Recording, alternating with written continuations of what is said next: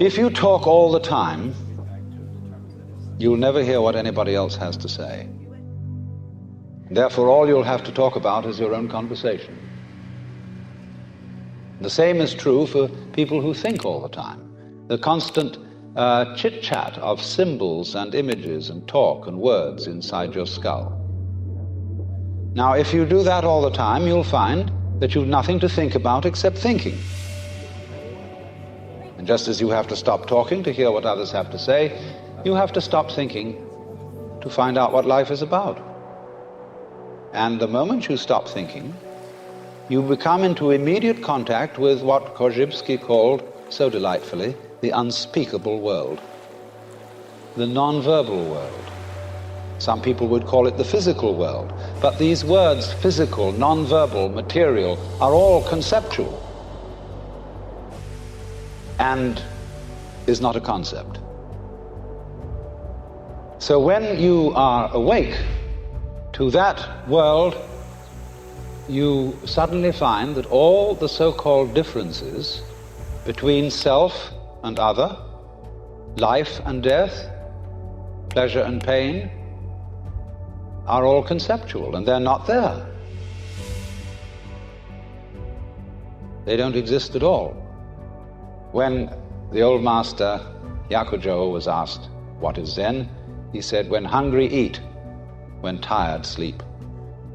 But they said, "Well, isn't that what everybody does? Aren't you just like ordinary people?" Oh, he said, "No, they don't do anything of the kind. When they're hungry, they don't just eat, they think of all sorts of things. When they're tired, they don't just sleep, but dream all sorts of dreams." We have been running around far too much. It's all right. We've been active, and our action has achieved a lot of good things. But as Aristotle pointed out long ago, and this is one of the good things about Aristotle, he said the goal of action is contemplation. In other words, busy, busy, busy, busy, busy, but what's it all about? Especially when people are busy because they think they're going somewhere. They're going to get something and attain something. There's quite a good deal of point to action if you know you're not going anywhere. If you act like you dance, or like you sing, or play music, then you're not going anywhere. You're just doing pure action.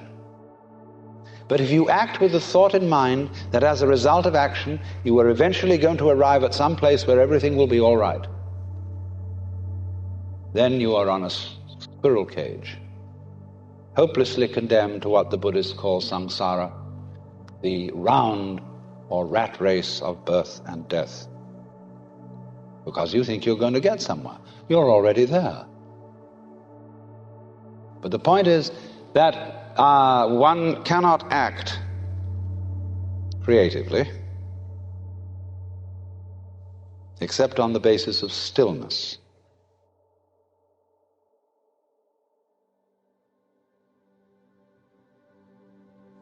Of having a mind that is from time to time capable of stopping thinking.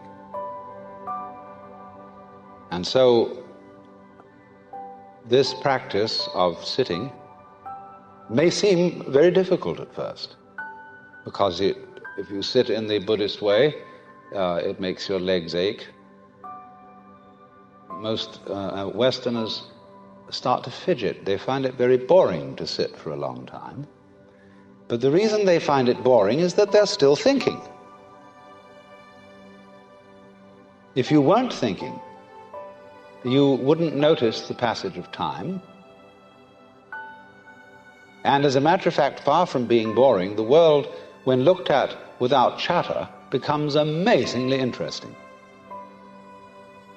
The most ordinary sights and sounds and smells, the texture of shadows on the floor in front of you, all these things without being named and saying, that's a shadow, that's red, that's brown, that's somebody's foot.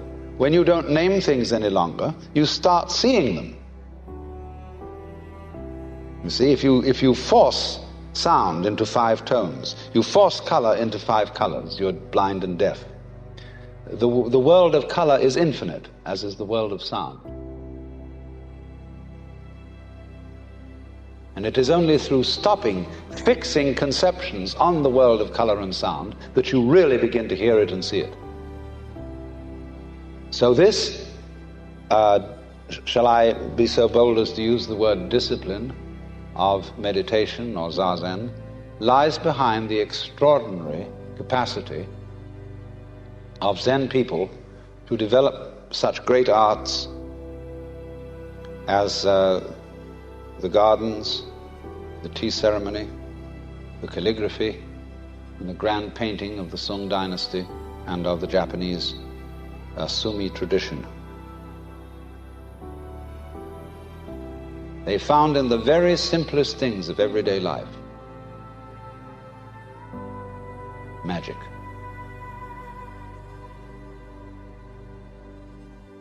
In the words of the poet Hokoji, marvelous power and supernatural activity, drawing water, carrying wood. The easiest way to stop thinking is first of all to think about something that doesn't have any meaning, or listening to a sound that has no meaning, because that stops you thinking, because you become fascinated in the sound. Comes a point when the sound is taken away.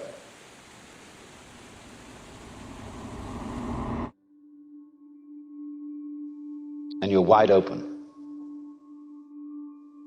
Now at that point, there will be a kind of preliminary so-called satori, and you will think, wowee, that's it.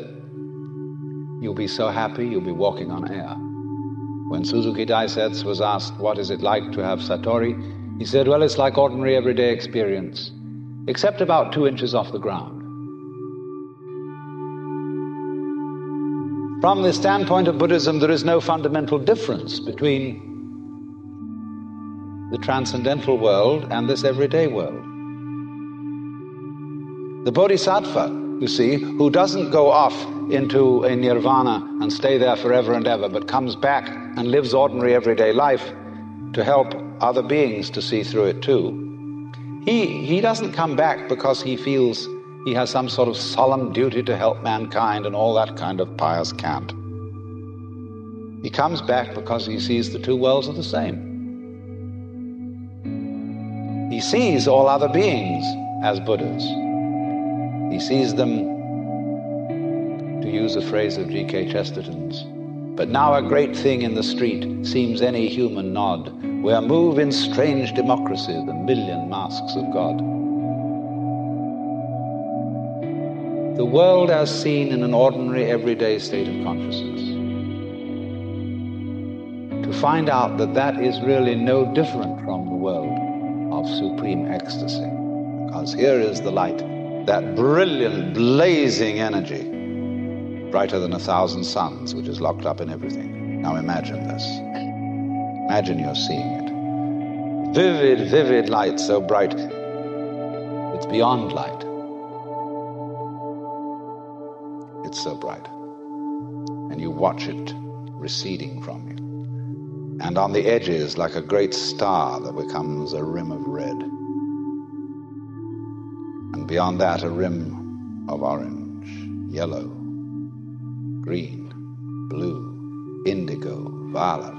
You see this great mandala appearing, this great sun. And beyond the violet, there's black, black, like obsidian, not flat black, but transparent black, like lacquer. And again, blazing out of the black as the yang comes from the yin, more light. Going, going, going. And along with this light, there comes sound. There's a sound so tremendous with the white light that you can't hear it. So piercing that it seems to annihilate the ears. But then along with the colors, the sound goes down the scale in harmonic intervals, down, down, down, down, until it gets to a deep, thundering bass, which is so vibrant that in turn it turns into something solid. And you begin to get the similar spectrum of textures. Now all this time you've been watching a kind of a thing radiating out. But it says, you know, this isn't all I can do. and the rays start going yoe, yoe, yoe, yoe, dancing like this, and naturally the sound starts going, waving too, as it comes out, and then the textures start varying themselves, and they say, well, you've been looking at this thing as I've been describing it so far in a flat dimension. Let's add a third dimension. It's going to come right at you now, see, this way. And meanwhile, it says it's not just that we're going to go yui like this. We're going to do little curly cues. We're going to go like this. And then suddenly you see in all the little details that become so intense that all kinds of little sub-figures are contained within what you thought were originally the main figure. And the sound starts going, all different, amazing complexities of sound all over the place. And this thing's going, and you think you're going to go out of your mind, and suddenly it turns into